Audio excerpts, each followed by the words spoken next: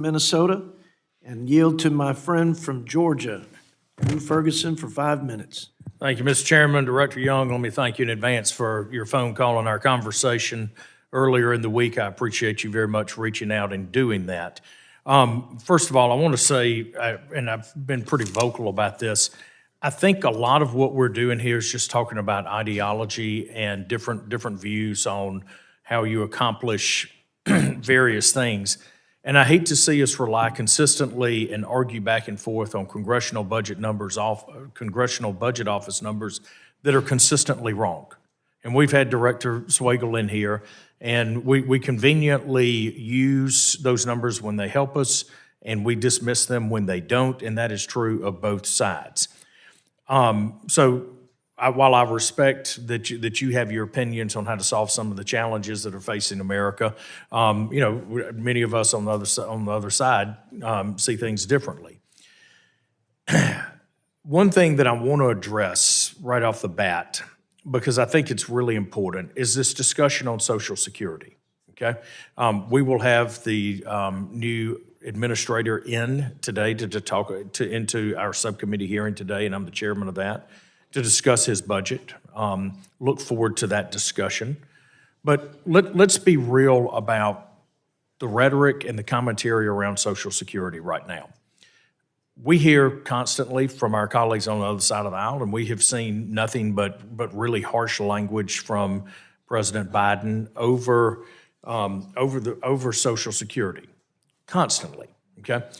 And first of all, I can tell you, as chairman of the Social Security Subcommittee, that there will be no cuts to those that are, in Social Security benefits to those retirees or people near retirement.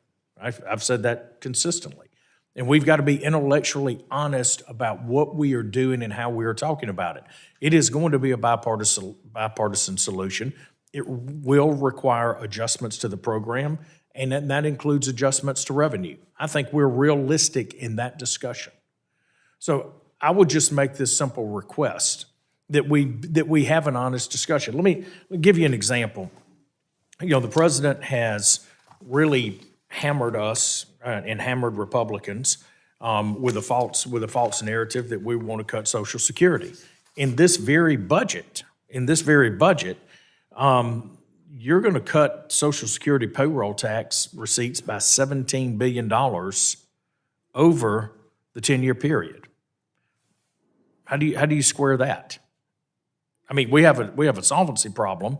We have a huge spending problem at Social Security Administration, and yet when you look at this budget cuts $17 billion out of receipts.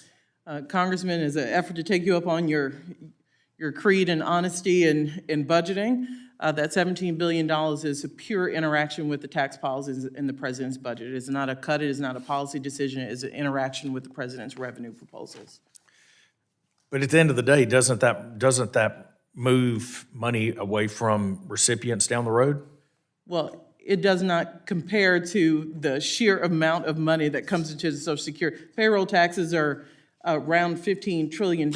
We're talking about a small amount based on revenue proposals interaction. Also, it also doesn't take into account the president's ask that we ask high income. All right, so in a roundabout way, you kind of said, yes, I'll take that as, sometimes you hear, you say what you want to say, I hear what I want to hear, but I think we all heard that, yes, it does take revenue away, even if it's, in your words, a smaller amount.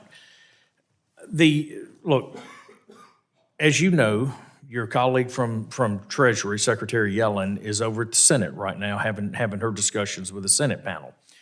And in that, she had an exchange with Senator Kennedy. And in that, she said, when Senator Kennedy was going down the road of saying, what's the number generated by raising payroll taxes on people making over $400,000? And in essence, she said, the president doesn't have a plan. He has principles. And he wants to work with Congress to protect Social Security and extend its solvency. Well, we haven't had the administration come to us and talk to us about a plan. So when the president makes a campaign issue out of Social Security, yet his own Treasury Secretary says he doesn't have a plan, This goes to the problem that I'm talking about with Social Security, which is really tough words come out of his mouth, but he doesn't even have a plan, according to his own Treasury Secretary. So again, Mr. Chairman, I know we're out of time.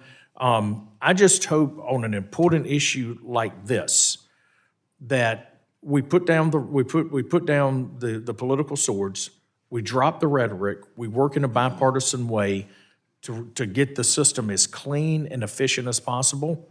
And then as we do that, let's find a way to protect this great program together. That I yield back. Thank you. I associate myself with the gentleman from Georgia in